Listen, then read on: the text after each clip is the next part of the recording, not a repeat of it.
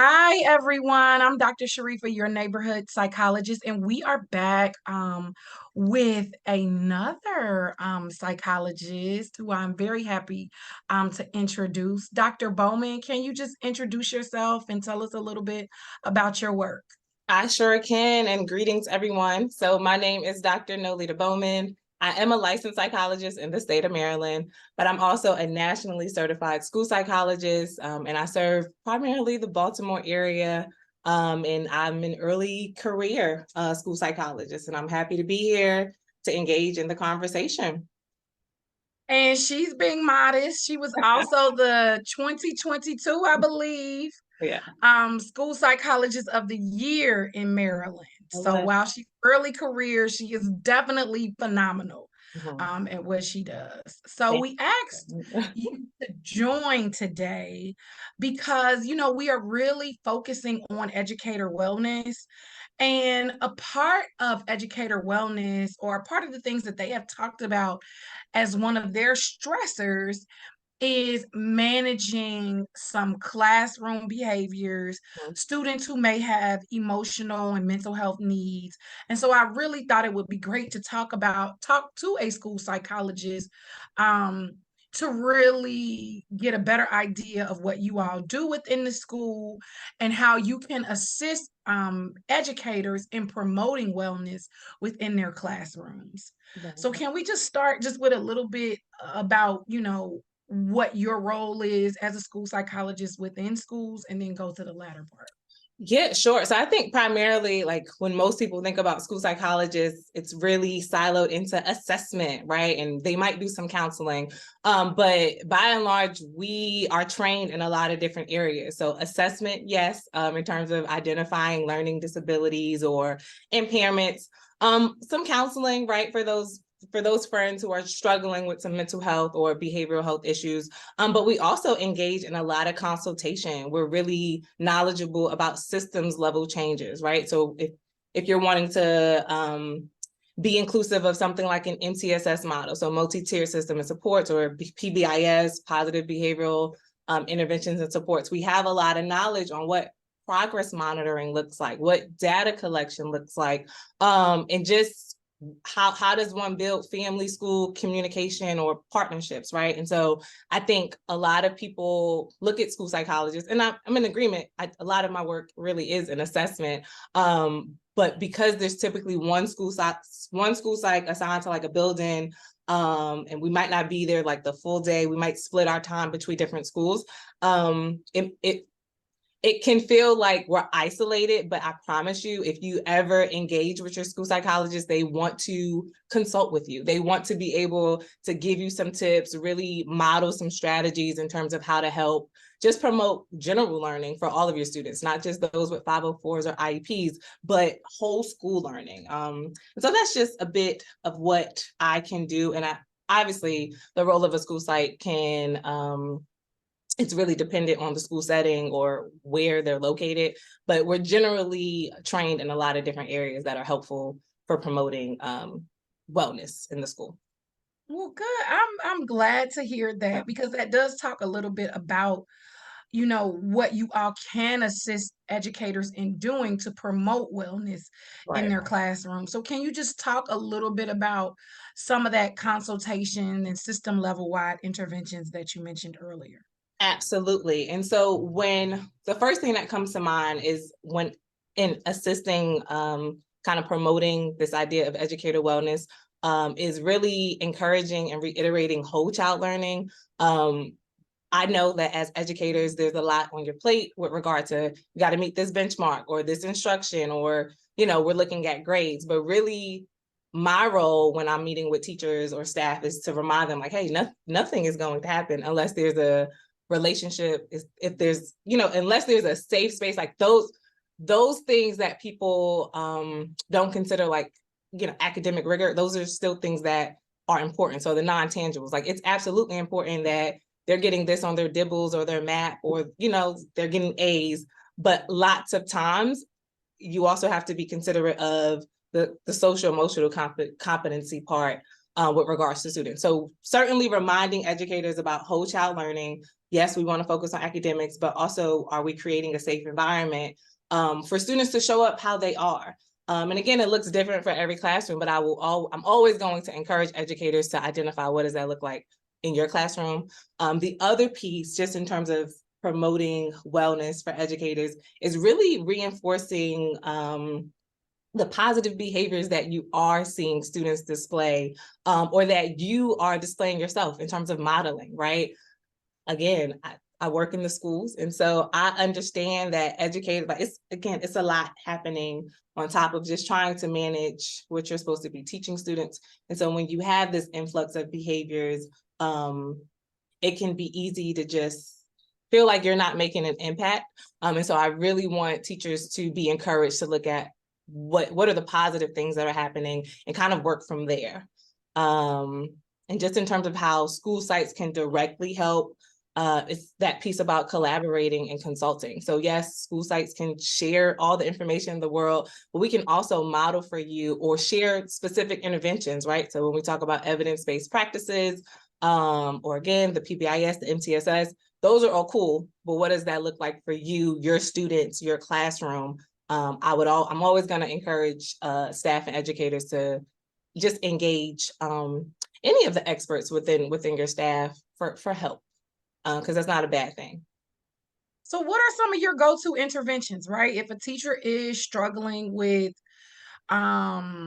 maybe classroom management Mhm. or supporting and modeling some positive behaviors that they want the students to engage in, what Yeah. might be a go-to intervention that you really like and So um, utilize? yeah, so I got you. So just in terms of general classroom management, it's always going to be something related to a routine or structure. Like a lot of times in the classroom, you're looking at whole group, then you transition into independent group. And so encouraging teachers to make sure that they have some sort of routine. So that can be a welcoming ritual. I think there are lots of videos going on, like how do you welcome your students into your classroom? High five.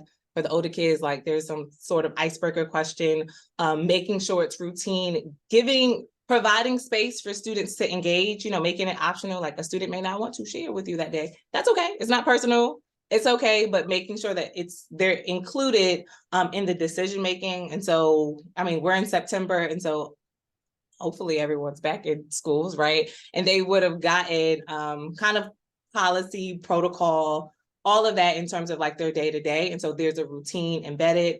If you're still seeing kind of issues with particular behaviors, like, hey, you can't get your class to quiet down, or every time before lunch, there's something's happening in the classroom, making sure you are modeling what's expected. And sometimes that's verbal in terms of like, hey, I really like how so-and-so is sitting down, like really being specific with your praise, and recognizing when your class or when your students are engaging in the behaviors that you want to see. And so if you really want your class, hey, settle down, the moment that they settle, like immediate reinforcement so that they know like you're aware, right? Because they want, lots of them want attention. Like there's usually a function to whatever behavior that's happening. And so if you have an idea of what you want your classroom to look like, your students to behave like, really identifying those things, acknowledging it in the moment, and then reinforcing it so it continues to happen, because that's ultimately what we want to do. And that'll make, life easier in terms of, again, a routine, a structure. Yeah, I mean, you asked a specific question about what interventions I typically go to. Dr. Byron McClure, he has like a social emotional learning, like 6-minute SEL. I typically use that when I'm going into classrooms and kind of just setting the mood or the tone for children to share, or just for them to have an idea of like, hey, this is what we're focused on today. And so really just bringing in whatever the referral or concern is to the whole class, getting teacher input, getting class input, and going from there. All right. So I heard a lot. So the first thing I hear you saying Mm-hmm. is positive encouragement as a Absolutely. form of reinforcing and shaping behavior, Absolutely. right? Mm-hmm. Like, so as soon as you see someone being appropriate, you acknowledge that student and do that more than you acknowledge students I who are like you. not doing what you want them to do. Mm-hmm. That's right? exactly, yep, that's exactly what I'm saying. And then I also heard you saying respond immediately, right? Like there will be an immediate time where the behavior is displayed. And as soon as you see it displayed, give that encouragement and say, hey, good job. You guys got settled. We are still waiting on maybe one or two friends. Right. And so to let the masses or the group know, like, I recognize that you're doing a good job, but because youth of all ages now, their attention span is much shorter, For sure. Yeah. really acknowledging them as soon as we see the appropriate behavior displayed, right? Giving Exactly. them Yep. Yep. that Immediate token feedback. and Yep. reinforcement.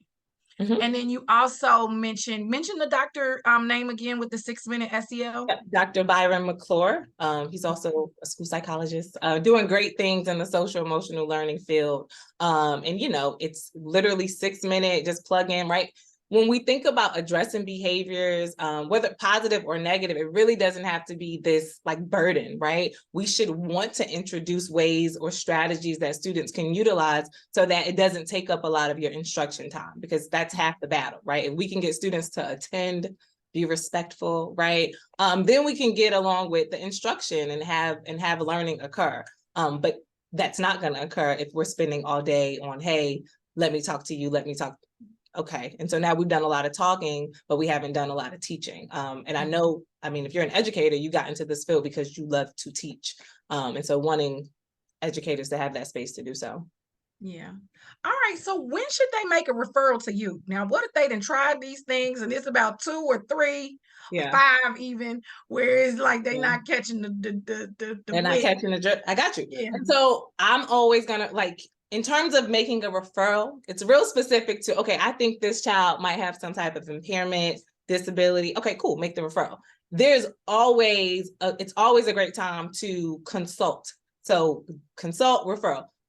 Please. And I don't speak for all the school psychs in the world, but the ones that I do know, we want to consult. We want to be able to be proactive. But if you've gotten to the point where it's an ongoing issue, hey, I've tried the things, tier 1, tier 2, talk to parent, right? You have enough, I don't want to say data, because data is important, right? But you'll get there, especially if you're following some sort of like student support team, or like if that's already embedded in your school system. If it's not, that's something, we can talk about as well. But if it's already there, and there's evidence to support, like, hey, I've tried it all, I've done it all, a referral needs to be made, then make the referral. If it's anything out of your purview in terms of expertise, or you are just not sure, make the referral, right? And the staff, whether, because it's usually a team of us, like school psychologist, special educator, we don't act alone. Things should always be a team decision.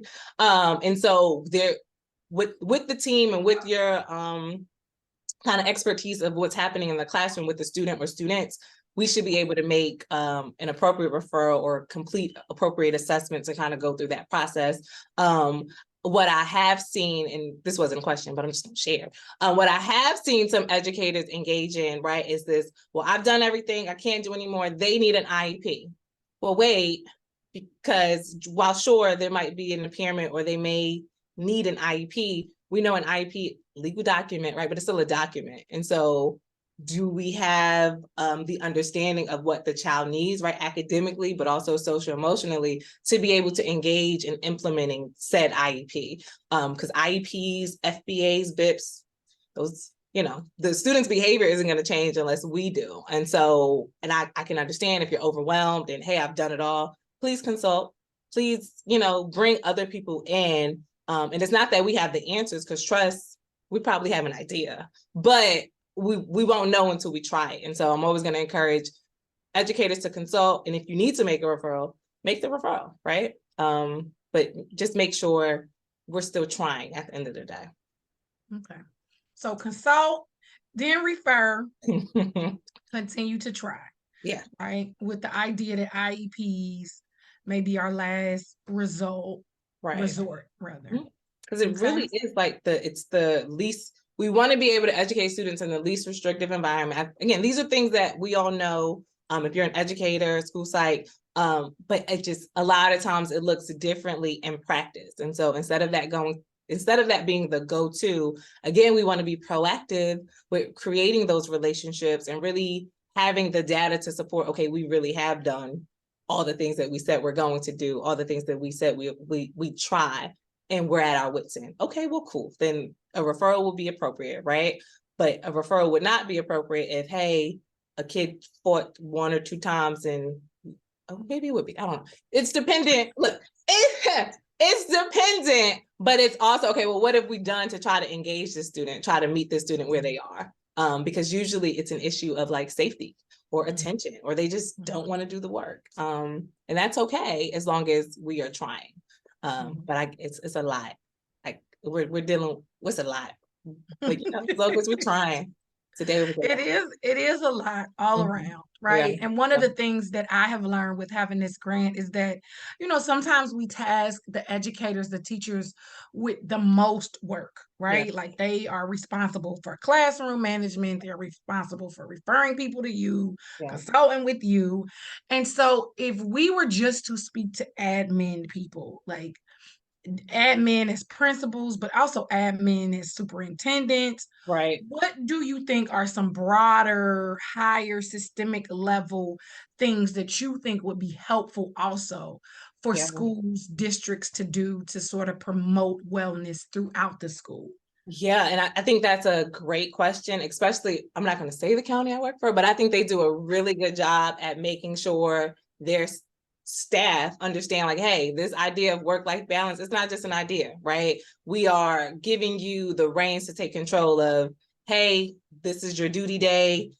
When you clock out, you clock out. And it's not to say like you don't care about your students, post 3 o'clock. I'm sure we all do, but making sure that work stays at work, because we live full lives. And I think if you hear that consideration, and if you hear that from admin, so superintendents, COOs, CEOs of schools these days, then the people who work for said system would feel empowered or feel better about, hey, I'm actually going to take this mental health day. You know what I mean? Or I'm actually going to eat lunch, right? Very much the simple things. Like I'm actually going to come to school on time, keep my planning, and then go home, right? But a lot of times when, like, to your point of teachers are tasked with doing so much, it's like, well, where's the time, right? Like it's 7 o'clock and I'm still doing notes. I'm still sending emails to parents. And I hate that. But I also love that because it's an opportunity for educators to acknowledge, like, hey, I can't be establishing relationships with students if I don't have myself together, right? And so having that be streamlined from admin, in terms of superintendents to teachers or staff, that will be wonderful. If that's not the messaging that's coming from your district or schools, what do I want to say? What do I want to say? If that's not the messaging that's coming, you want to encourage them to have that as the message. Right? And I mean, there are such things as unions, and if that's not where you are in terms of, again, your county or your district, then I would encourage you to get together with like-minded individuals, because you're not alone in terms of feeling overworked, burdened. You're not alone, but really highlighting, okay, if this is too much, well, what am I willing to do, right? What am I willing to give up to make sure I'm living a more balanced life? But it certainly helps when you have your principal or your team grade lead, right? Really encouraging you to do the things that's just normal human behavior. Like, hey, did you get to go to the bathroom today? Did you get to drink water? Like, just in those day-to-day, hour by hour, minute by minute, right? Really being in tune with what it is that you need. And then this is just going to piggyback on, like, well, if educators are feeling overwhelmed, then I can only imagine, right? A student who's struggling with behavior or with learning, well, how is that going to come up? And so you help your students by advocating that for yourself. And so, if you're having big feelings that day, what, class, I'm having some feelings, and this is a good time to talk about it so that it becomes normalized behavior. And then we're also speaking to that social emotional competency part that we're hoping students learn from and grow with. All right. So I hear you saying we're going to have the whole child approach, the whole class approach, the whole school approach in order to promote wellness. So from the top down, everyone has to be like, I recognize that you're a whole person. And so we're going to promote good boundaries. And we also are going to check in about the things that you need in order to be your best self at doing this job. So, Absolutely. if we have staff who can go check in, relieve teachers to do certain things throughout the day, or just ensure that they are able to go to the bathroom, they are able to eat lunch, they Mhm. are able to appropriately use their planning time, Yeah, or just that be they will do so. acknowledged, right? Like it's so much that goes into the work of educators, and I work alongside them, and I couldn't do it, but I appreciate those who do. Just acknowledgement of, hey, you're doing a good job, right? Again, we went earlier when I was saying like, hey, reinforce the behavior you see with those kids each and every time. We like attention too. We like to know that we're doing a good job as adults, right? And so just acknowledgement. And if it's not, again, if it's not coming from the head, that should at least be the school culture or climate within your building. And you can be responsible for creating that. Like if nobody else wants to do it, hey, educator, like maybe that's your lane in terms of creating a different like school culture so that you Mhm, can start it. Because if not, just like behavior is going to keep happening until you mhm. address it. And hey, consult with your school psych. They might be able to help you get started in terms of like, hey, let's do kind of an intake. Like let's do, a survey of what the needs and wants are. Like it's nothing is off the table if it's part of what you envision for your school, or at least for you as an educator. So Well, thank you so much, Dr. Bowman. Tell the people how they can get in contact with you. I know she said she was shy, y'all. She didn't want to I be. am. Look, I So, am. But no, if you would like to get in contact with me, you can always, well, I would not say always. You can email me at, I just changed my email, Dr. Alberta. It is OYE mental health at, see, we're gonna have to do this over. I'm gonna have to look it up. So I literally just changed it. OYE stands for Own Your Energy. But what's my actual website now? Because I took your advice and I got better. Dun, dun, dun. All right, so it's in Bowman at Oye Health, so OYEHEALTH.net. So that is the way in which you can contact me. So in Bowman at oyehealth.net. I'm here to consult, to engage, and really just help educators along the way. I think this was pretty dope. I appreciate you for extending the invitation. Even though I tried to shy away from it, I'm thankful. And yeah, I mean, if nothing else, I hope that educators listening to this just understand like, hey, you're valued. And the rules are fake. So if you want to do something or create something within your own system, you have the power to do that. So all right. Well, thank you so much. And this concludes our talk for today. all right. Thank you, Dr. Alda. You're welcome.